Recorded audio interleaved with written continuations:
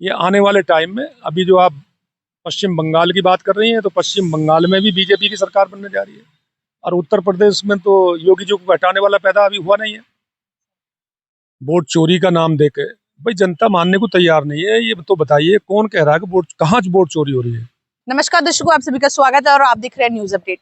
आज 14 दिसंबर को कांग्रेस के द्वारा आज महारैली निकाली गई थी वोट चोरी को लेकर, जिसमें तमाम अलग अलग राज्यों से जो है उनके कार्यकर्ता मौजूद थे और कुछ विधायक और सांसद भी मौजूद थे। लगातार ये लोग वोट चोरी का मुद्दा उठा रहे हैं और कुछ ऐसे उदाहरण भी राहुल गांधी द्वारा दिखाए गए हैं। ऐसे में जनता के मन में आखिर क्या कुछ चल रहा है, क्योंकि आगामी चुनाव अब नजदीक है, जिसमें बंगाल, उत्तर प्रदेश, खास तौर पे ये दो राज्य जो है वो देखे जा रहे हैं। इसी मुद्दे पर हमारे साथ खास बातचीत करने के लिए सुधीर त्यागी जी मौजूद है। त्यागी जी, क्या कहेंगे? आज रैली निकाली गई, अलग अलग राज्यों से सारे कार्यकर्ता कांग्रेस के आए हुए थे, संख्या में लोग दिखे हैं, क्या कुछ कहेंगे? देखिए, नमस्कार। आपके चैनल के माध्यम से मैं सभी देशवासियों को बता देना चाहता हूं कि जो ये नारा दे रहे हैं वोट चोरी का,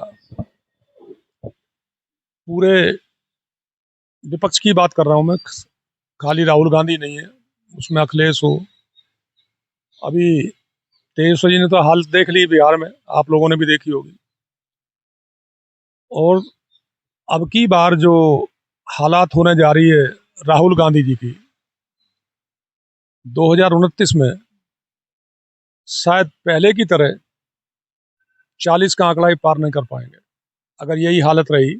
जनता ही नहीं है तो वोट चोरी कहाँ से हो रही है? मैं कह रहा हूँ भगवान इसको सद्बुद्धि दे, राहुल गांधी जी को सद्बुद्धि दे। इनको विपक्ष के नेता हैं, और मैं ये भी लोकतंत्र के उसमें ये भी मानता हूँ कि विपक्ष का मजबूत होना भी बहुत जरूरी है।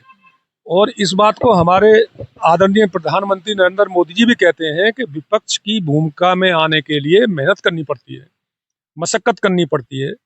ये जो पिछली बार तो एक डायरी हाथ में ले रखी थी, संविधान खतरे में, अब बिहार में वोट चोरी का ले लिया, तो शायद इन्हें जमानत बतानी मुश्किल पड़ गई।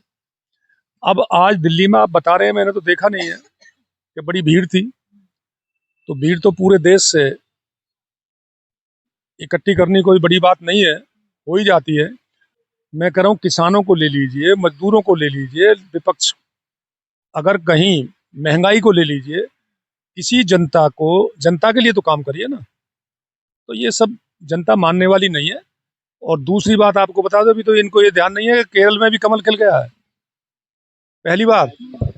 तो अभी राजू त्रिवेदी ने ये बात का जिक्र किया था कि जिस तरीके से कांग्रेस की वहां होते हुए भी लोग एनडीए को चुन रहे हैं, एक अलग ही नजरिया देखने को मिल पा रहा है। अभी आपने कहा कि बंगाल में बीजेपी की सरकार आएगी, जब से एसआईआर के फॉर्म निकले हैं, लोग लगातार, हम देख रहे हैं जितने भी रोहिंग्या है वो सारे लोग लगातार भारी संख्या में बाहर निकल रहे हैं। ऐसे में विपक्ष कहता है कि जब हमने मुद्दा उठाया तब ये सारी चीजें तो नहीं थी, बट अब कहाँ से सारी चीजें निकल रही है? देखिए, ये पहले भी होती थी, कोई नई नहीं हो रही है कि आज नई हो रही है, ये हमेशा होती आई है। क्या अब तो हो नहीं रही है कि पहली बार बीजेपी की उसमें हो रही है, ये तो कांग्रेस के जमाने में भी होती आई है, पहले भी होती आई है। मैं कह रहा हूँ इनको देश बचाने के लिए आगे आना चाहिए, और बीएलओ सारी पार्टियों को बुलाते हैं, बीएलओ की मदद करनी चाहिए। और मैं कह रहा हूँ जो देशद्रोह है या छुपे हुए हैं देश में, उनको निकलवाने का काम विपक्ष को भी करना चाहिए। किस बात का डर है? डर डर है तो सिर्फ मोदी जी का, और कोई डर नहीं है ना, कि मोदी जी रात दिन इस देश के लिए, इस देश की जनता के लिए, युवाओं के लिए, महिलाओं के लिए, किसानों के लिए और सभी वर्ग के लिए एक साथ काम करते हैं। अब जितनी योजना चल रही है, मुझे बताइए किसी को मुंह पे लिखा हुआ है कि मुसलमान है, हिंदू है, सिख है, ईसाई है, सबको बराबर मिली हुई है। तो इसमें कहीं नहीं है, तो विपक्ष के पास कोई हिल्ला ही नहीं है। विपक्ष लगातार ये भी कहता है कि राम मंदिर, राम भगवान का नाम लेके लगातार लोगों के बीच में विवादित किया गया है, भाजपा यही सब काम करती है, धर्मों को लेकर बांट जाती है। कहाँ करा रही है, आप बताइए? हिंदू मुसलमान जो लगातार आपस में जिस तरीके का माहौल बनता जा रहा है, ये भी कहा जा रहा है कि आने वाले समय में भविष्य जो हम देख रहे हैं वो कहीं ना कहीं बटे होंगे दोनों। देखिए, न पहले बटा था ना कोई आज बटा है। ये धर्मनिरपेक्ष देश, हिंदू, मुस्लिम, सिख, ईसाई, ये सभी है भाई भाई, ये सभी साथ रहते हुए काम करते हैं, आज भी काम कर रहे हैं। और मैं ये कह रहा हूं कि घर घर में आज मुस्लिम काम कर रहा है, नाई से लेके सुई तक का काम मुस्लिम कर रहा है, सब्जी से लेके फल का काम कर रहा है। और ये जो लोग विपक्ष के हैं यही मुसलमानों को गुमराह करने का काम कर रहे हैं। बात कह रही हैं चुनाव की, जब चुनाव आते हैं जब भी जिंदा होते हैं, और बीजेपी हमेशा चुनाव के मूड में रहती है, उसका कार्यकर्ता बैठता नहीं है, नहीं समझे। अब जनता जागरूक हो चुकी है, जो जनता के बीच में रहेगा वही राज करेगा। विपक्ष का सबसे बड़ा सवाल और आज का जो महारैली हुई थी उसमें इन्होंने यही कहा कि वोट चोरी जैसा अहम मुद्दा जिसके अंदर जो भाजपा है और हमारे इलेक्शन कमीशन दोनों की मिली भगत है, इसी की वजह से कहीं ना कहीं वोट चोरी हो रही है और अब ये लोग बैलेट पेपर पर डिमांड कर रहे हैं कि उस पे होना चाहिए। सोच रहे हैं कि ज्ञानेश कुमार कोई गड़बड़ कर रहे हैं तो कोर्ट जाए, क्या दिक्कत है? जनता के बीच में जाए तो जनता मानेगी कि वोट चोरी हुई जब तो होगी ना, कोई वोट इनको देगा जब तो ना। मैं कह रहा हूं हाथ उठा के आप चुनाव करा लो, उसमें भी हारेंगे। अब केरल में कैसे आगे वहां वोट चोरी होगी, वहां तो इनकी सरकार है, बताइए आप। तो ये मुद्दा विहीन राजनीति कर रहे हैं। एक ही है कि वोट चोर वोट चोर, और कोई मुद्दा ही नहीं है। आज महारैली रखी गई थी कांग्रेस द्वारा, क्या लगता है कि इसका सुझाव क्या निकलेगा, लोगों के हित में निकलेगा?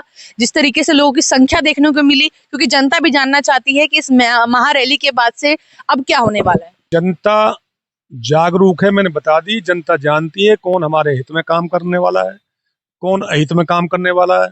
60 साल 70 साल कांग्रेस का राज देश में रहा, अभी तो मोदी जी की तीसरी टर्म है, अभी तो वैकेंसी 2029 तक खाली नहीं है, तो जनता कह रही है, मैं क्या कह रहा हूँ।